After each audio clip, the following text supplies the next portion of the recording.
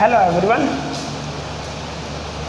अब हम topic discuss करते हैं आवयवों में समानताएं। ठीक है, आवयवों में समानताएं, इक्वालिटी ऑफ मैट्रिक्स।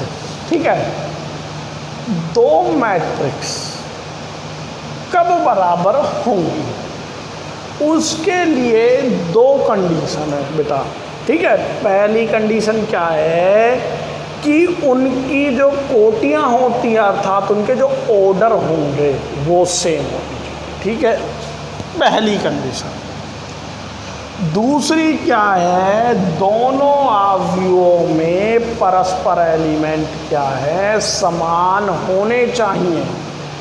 परस्पर एलिमेंट का मतलब दिखाते हैं, जैसे देखिए एग्जाम्पल देखिए यहाँ पे पहली पंक्ति पहले स्तंभ में, पहली पंक्ति पहले स्तंभ में कौन सा है, 1 है। ठीक है, यहाँ भी क्या है बेटा, 1 है। यहाँ 2 है तो यहाँ भी 2 है, यहाँ 2 है तो यहाँ भी 2 है, और यहाँ 3 है तो यहाँ भी 3 है। तो अपन क्या कह सकते हैं, A = B। ठीक है, लेकिन अभी हम क्या करेंगे, सी मैट्रिक्स को देखिए। ये देखिए यहाँ पे क्या है, 1 है तो यहाँ पे 1 आ गया, यहाँ पे 2 है, यहाँ पे बट 3 आ गया। यानी ए और सी मैट्रिक्स में परस्पर एलिमेंट क्या है, बराबर नहीं है। तो A ≠ C। अब बेटा एक चीज सोचो, सेट थ्योरी क्लास 11th, ठीक है, उस पे लेके चलते हैं एक मिनट आपको।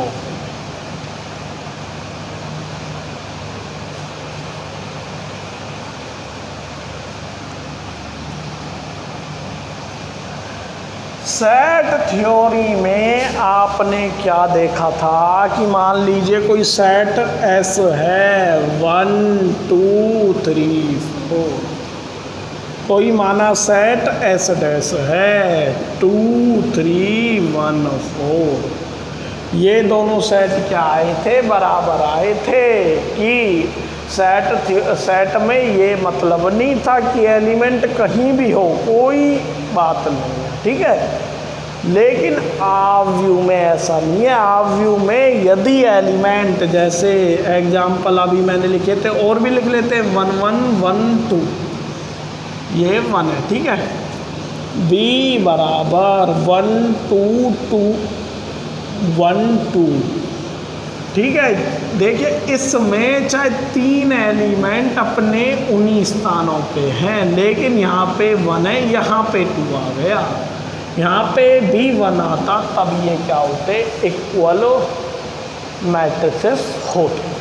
ठीक है, इसी के आधार पे आपकी बुक में क्या है, एग्जाम्पल्स हैं और क्वेश्चंस भी हैं, उनको ट्राई करना। ठीक है, एक और चीज आप सोच रहे होंगे कि सर ने अभी तो ना तो कोई एक एग्जाम्पल कराया हमारी बुक का, ना हमारा कोई एक भी क्वेश्चन होता है। ठीक है, मैं पहले थ्योरी पढ़ाऊंगा पूरा, ठीक है, उसके प्रकार के क्वेश्चंस कराऊंगा आपको। ठीक है, फिर जो क्वेश्चंस नहीं बनते हैं आपकी बुक के, वो आप करना। क्योंकि क्या है कि CBSE, NCERT, RBSE तीनों का सिलेबस सेम है।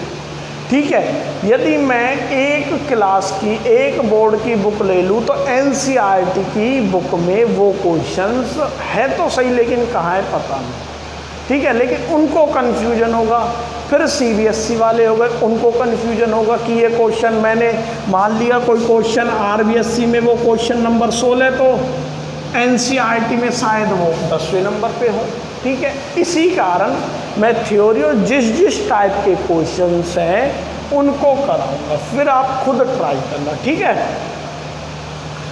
अब बात आती है आवयवों पर संक्रियाएं, ऑपरेशंस ऑफ मैट्रिक्स। ठीक है, अवयवों पर संक्रियाएं 3 लगती हैं, योग संक्रिया, घटाव संक्रिया और गुणन संक्रिया। ठीक है, योग संक्रिया में क्या होता है? देखिए, योग संक्रिया में कुछ नहीं है।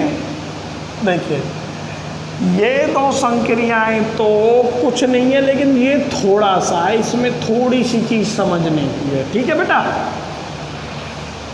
योग संक्रिया माना 2 मैट्रिक्स, माना ये है,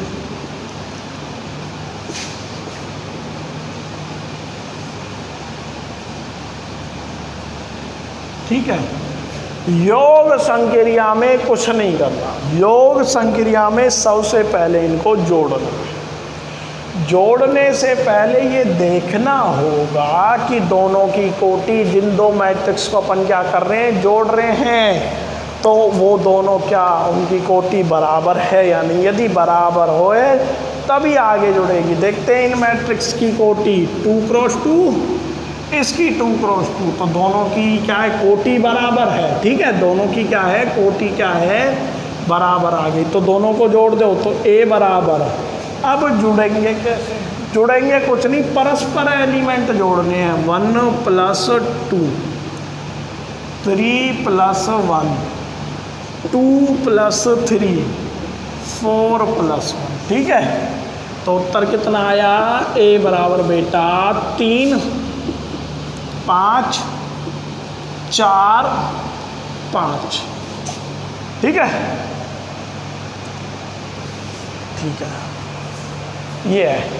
और एग्जाम्पल आप खुद बनाओ, खुद सॉल्व करो। ठीक है, दूसरी संक्रिया बेटा घटाव संक्रिया। ठीक है, घटाव संक्रिया में भी वही बात, पहले घटाव तभी होगा जब 2 मैट्रिक्सों का क्या हो, यानी कोटियां बराबर हो। ठीक है, कोटियां क्या हो, बराबर हो। देखो, ये दोनों की कोटि बराबर है। अब इसी क्वेश्चंस को ले लेते हैं, यहाँ पे प्लस की जगह माइनस, परस्पर करना है बस। Minus minus minus, -1, 2, -1, 3। देखो,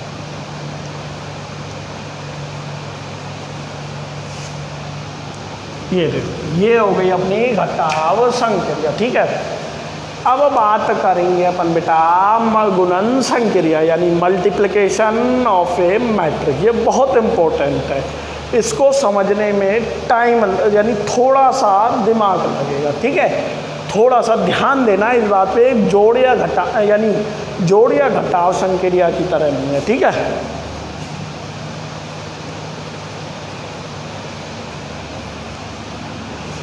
गुणन संक्रिया यानी गुणा संक्रिया के लिए सबसे पहले, ठीक है, माना ये कोई मैट्रिक्स A मान ली, ये मान लिया अपन ने B,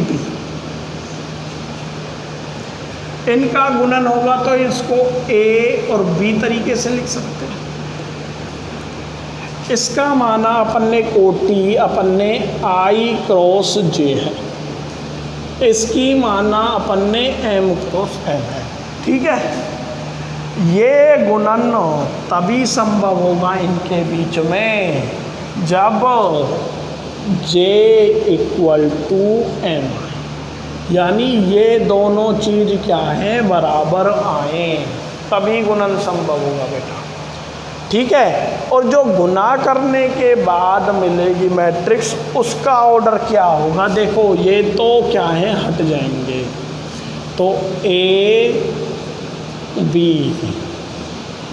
इसका ऑर्डर I क्रॉस N होगा। ठीक है बेटा, अब इसके अपन एग्जाम्पल देखते हैं। एग्जाम्पल इसके मैं 3-4 कराऊंगा, ध्यान से देखना एग्जाम्पल्स को। ठीक है, ये चीज पहला एग्जाम्पल देखो,